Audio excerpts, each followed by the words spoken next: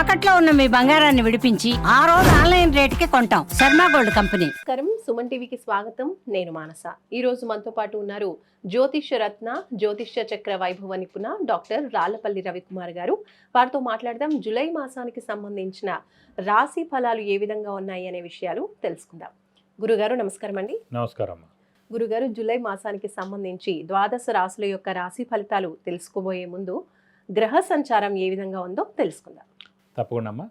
శరదిందు సమాకారే పరబ్రహ్మ స్వరూపిణి వాసరాపీఠ నిలయే సరస్వతి నమస్తుతే. సుమన్ టీవీ ప్రేక్షకులకు నమస్కారం. ముందుగా ద్వాదశ రాశుల్లో నవగ్రహాలు జూలై నెలలో ఎక్కడున్నాయో తెలుసుకుందాం. సూర్యుడు 17 జూలై దాకా మిథున రాశిలో ఉంటాడు, తర్వాత కర్కాటక రాశిలోకి వెళ్తాడు. కాబట్టి సూర్యుడు వచ్చేసి మనకి ముఖ్యంగా అంటే నెల గురించి చెప్పుకున్నాం కాబట్టి 16వ తారీఖు దాకా మటు ఖచ్చితంగా మనకి మిథున రాశిలో ఉంటాడు. నెక్స్ట్ వచ్చేసి గురువు కూడా మనకి మిథున రాశిలోకి ప్రవేశించాడు కాబట్టి మిథున రాశిలోనే ఉంటాడు ఈ నెలలాళ్ళు కూడా.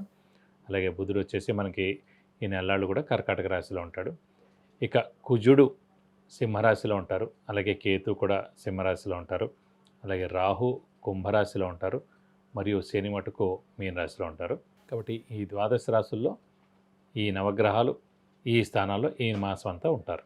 గురుగారు, ఈ జూలై మాసంలో సింహరాశి వాళ్ళకి రాశి ఫలితాలు ఏ విధంగా ఉన్నాయి, ఏ విషయాల్లో చక్కని అనుకూలతలు కనిపిస్తున్నాయి, వాళ్ళ భవిష్యత్తు ఎలా ఉంటుంది? తప్పకుండా. సింహరాశి అనగానే మనకి మఖ 1, 2, 3, 4 పాదాలు, పుబ్బ 1, 2, 3, 4 పాదాలు, ఉత్తర 1వ పాదం, ఈ నక్షత్రాల సమూహం అంతా మనకి సింహరాశిలోకి వస్తుంది. ఈ సింహరాశి వారు ప్రస్తుతం రాశిలోనే కుజకేతువులు ఉండడం, సప్తమ స్థానంలో రాహు ఉండడం, అలాగే శని అష్టమంలో ఉన్నాడండి. సో అష్టమ శని నడుస్తున్నది. కానీ ఇవన్నీ ఇంత దారుణంగా ఉన్నా కూడా గురువు మటుకు లాభస్థానంలో ఉన్నాడు. మామూలుగా మనం గురుబలం కూడా చూసినా కూడా మన రాశి నుంచి 2, 5, 7, 9, 11 స్థానాలను చూస్తాం. సో 11వ స్థానాన్ని లాభస్థానం అన్నమాట. సో గురుబలం పరిపూర్ణంగా ఉండి లాభాన్ని చేకూరుస్తుంది.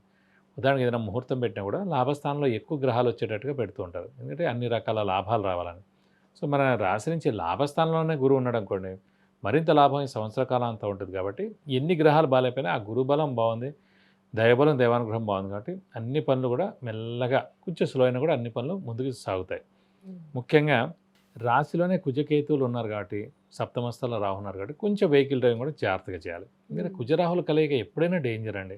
అసలు జాతకంలో కుజరాహుల కలయిక ఉంటే కనుక సాధారణంగా కుజరాహులు కానీ కుజకేతులు కానీ, కుజకేతులు కలిసిన ఆపోజిట్ రాహు ఉంటాడు, రాహు చూస్తాడు కాబట్టి సాధారణంగా మెయిన్గా కుజరాహుల కలయిక, దాని శని యొక్క దృష్టి ఉంటే మనకు ఖచ్చితంగా accident prone horoscope, surgery guarantee అవుతుంది, దెబ్బలు తగులుతాయి, అలాగే ఒక అంగం లోపించడం, ఇలాంటివన్నీ మేజర్గా ఉంటాయి. ఆడపిల్లలకి ఇది ఉంటే కనుక భర్త ఎర్లీగా చనిపోవడం ఇలా జరుగుతుంది అన్నమాట. అలాగే తనకి సమ్ గైనిక్ ప్రాబ్లం ఉండడం, సమ్ ఏదో సర్జరీ అవ్వడం, ఇవి జరుగుతాయి. అలాగే ఓపెన్ హార్ట్ సర్జరీ జరగడం, ఎన్ని ప్రమాదాలు ఉంటాయి మేడం. ఇప్పుడు మనకి ఈ యుద్ధాలన్నీ జరుగుతున్నాయి బయట, అవన్నిటికి కారణం ఈ ప్రస్తుతం ఈ కుజకేతువులు కలిసి ఆ రాహుతో చూడబడ్డం అలానే. ఇవంతా కూడా 28 జూలై 2025 వరకు జరుగుతాయి. మనకి 45 డేస్ టైం అనమాట. ఈ జూన్ మొత్తంలో జూలై మొత్తం ఇంచుమించుగా ఇదే జరుగుతుంది అనమాట. ఇక్కడ ప్రపంచం మొత్తం ఇలా జరుగుతుందంటే అది జాతకంలోనే ఇండివిజువల్గా అలా ఉంటే అది ఎంత యుద్ధం జరుగుతుందో ఆలోచించండి. కాబట్టి ఇప్పుడు కూడా కుజరాహుల కలయిక చాలా డేంజర్. ఈ కుజుడు రాహు కుజుడు అంటే ఎవరికైనా మనకి జరగలేదండి యాక్సిడెంట్, ఖచ్చితంగా మన అన్నయ్యకో తమ్ముడికో జరుగుతుంది. ఇక్కడ సూచిస్తోంది మనకైనా జరగచ్చు, లేకపోతే మన బ్రదర్కైనా. సో అతనికైనా ఏదైనా లోపం ఉండొచ్చు అన్నమాట. కాబట్టి మెయిన్గా సింహరాశి వారు ప్రస్తుతం ఈ నెలల్లో వెహికల్ డ్రైవింగ్ జాగ్రత్తగా చేయండి. సో అయితే క్యాబ్ ఎక్కండి, ఆటో ఎక్కండి, ఏదైనా ఎక్కండి, లాంగ్ వెళ్ళకండి. లాంగ్ వెళ్తే కనుక ఓ డ్రైవర్ని పెట్టుకోండి అలా అనమాట, అనవసరంగా. ఇప్పుడు మన ప్లేన్ జరిగిన ఇదైనా సరే ఇవన్నీ కూడా ఓన్లీ మొదటగా కుజుడు నీచులా ఉంటేనే బోల్డ్ భయభ్రాంతులు అయిపోయింది. ఆల్రెడీ పెహల్గామ్ అవన్నీ జరిగి ఓకే అయిపోయింది. దేవుడు అమ్మాయి జరిగిపోయింది కదా కుజుడు నీచత్వం అనుకున్నాం. కానీ కుజకేతులు కలిసి ఇప్పుడు రాహుతో చూస్తున్నాం, ఇది నడుస్తుంది. సో 28 జూలై దాకా ఇవన్నీ తప్పవండి.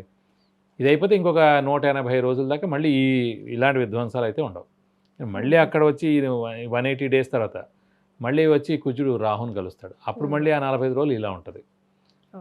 సో ప్రతి ఏడాది కూడా ఇప్పుడు ఒక నెల తర్వాత 6 నెలల దాకా ప్రాబ్లం ఉండదు. మళ్ళీ 6 నెలల తర్వాత అక్కడ 45 డేస్, మళ్ళీ అక్కడ మిస్ అయిపోతే మళ్ళీ ఒక 6 నెలల దాకా. సో అలా ఇలా నడుస్తుంటమాట ఇప్పుడు కూడా. సో ఆ బాలేనప్పుడు మనం జాగ్రత్తగా ఉంటే సరిపోతుంది. అంటే ఇప్పుడు సింహరాశి వాళ్ళకి మీరు చెప్తున్నట్టుగా కొన్ని విషయాల్లో జాగ్రత్తగా ఉండాలి, సెల్ఫ్ డ్రైవింగ్ అనేది ఇబ్బందిగా ఉంటుంది అంటున్నారు. కానీ గ్రహస్థితి అంటే గురువు స్థితి బాగుంది అంటున్నారు కాబట్టి వివాహం కాని వాళ్ళకి వివాహం కావచ్చు, సంతానం కావచ్చు ఈ నెలలో కలిగే అవకాశం ఉందంటారా?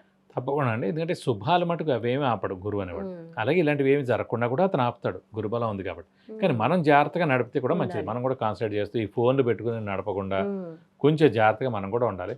కాబట్టి అవివాహితులు ఎవరైతే ఉన్నారో వాళ్ళకి ఖచ్చితంగా వివాహానికి అవకాశం ఉంది. ఉమ్, అలాగే సంతానం లేని వారికి సంతానం ఖచ్చితంగా కలుగుతుంది. అలాగే ఎవరికైనా వాహనం కొనాలన్నా కూడా ఇది సరైన సమయం. ఖచ్చితంగా ఆ వాహనం కూడా కొనేందుకు అవకాశాలు ఎక్కువగా ఉన్నాయని చెప్పుకోవచ్చు.